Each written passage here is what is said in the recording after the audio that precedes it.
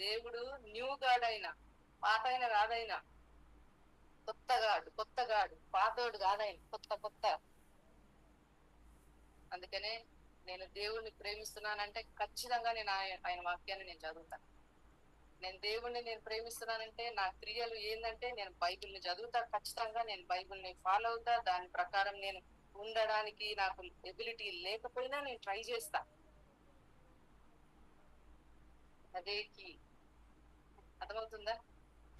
ఎందుకని దేవుని ప్రేమిస్తున్నానని నీ క్రియలు కనుక లేకపోతే అది వ్యర్థమే. దేవుడంటే నాకు ఇష్టం అంటే నీకు మస్తు వాక్యం తెలుసనే నేను అనుకుంటా.